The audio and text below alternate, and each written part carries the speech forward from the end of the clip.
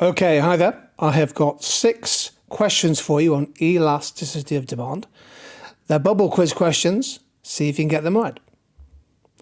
So with a bubble quiz, the number of answers that are correct can range from 0, they can all be wrong, to all 4, and any combination in between. So take a look at these questions. How many of these are right?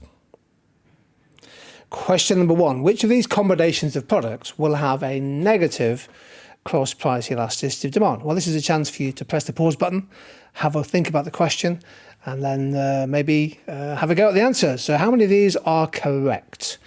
Potato chips and hummus, KFC and Burger King, iPads and iPens, cinema tickets and Netflix. Which of these combinations will have a negative cross-price elasticity of demand?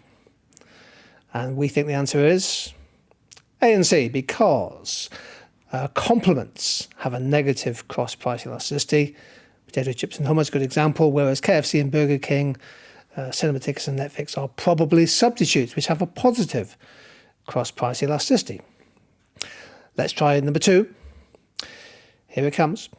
If the price elasticity of demand for a product is found to be 0.4, minus obviously, but we ignore the sign, the coefficient is 0.4, then a 20% rise in price will lead to what? How many of those shown on your screen are correct? An increase in total spending, an 8% fall in quantity demanded, a fall in consumer surplus, a 5% rise in quantity demanded. What do we reckon for question number 2?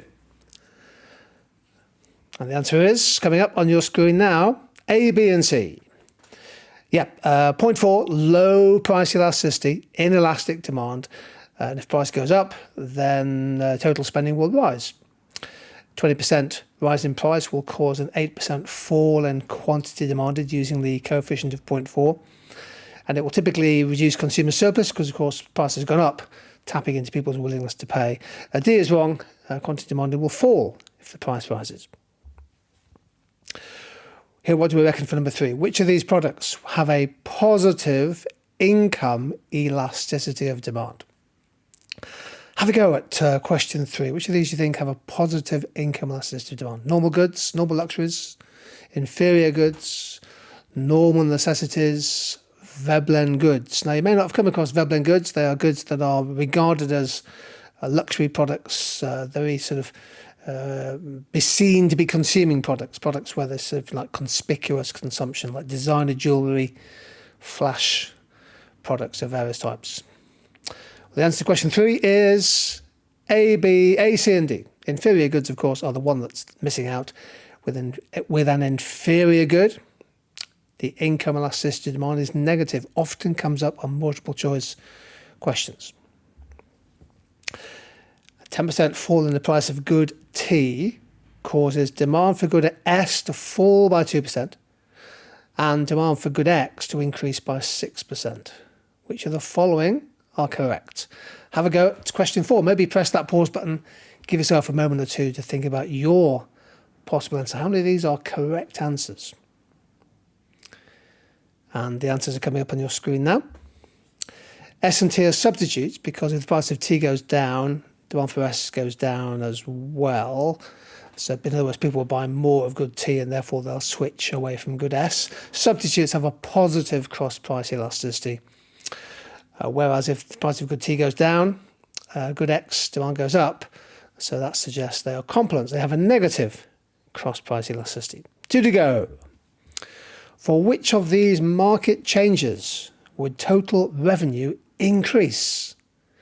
This is a firm favourite question amongst examiners, the link between elasticity, changes in price, and changes in the revenue of firms. So for which of these market changes would total revenue go up?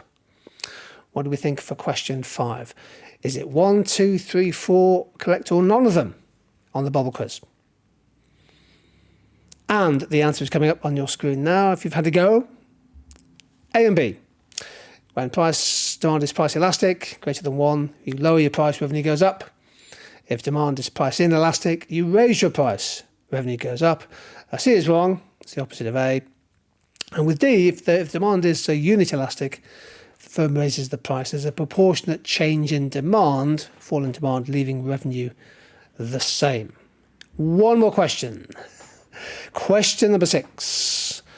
Which of these is likely to make the price elasticity of a good X less than 1?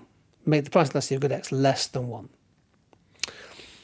Few close substitutes exist. High cost of switching from good X to good Y. The price of good X is a significant proportion of income or people's budgets. High demand for good X during peak periods of the day. Which of these is likely to make the price elasticity of good X less than 1? What do we think?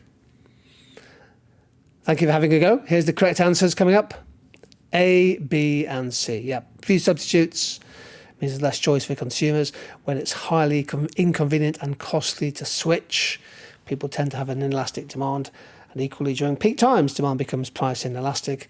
Whereas with C, if the product is a big percentage of your budget, your weekly or monthly budget, then a price change can have a significant effect on your ability to pay for the product or buy it. There we go, 6 bubble quiz questions on elasticity. Hope you found it useful. Stay positive, stay careful, stay happy. See you soon.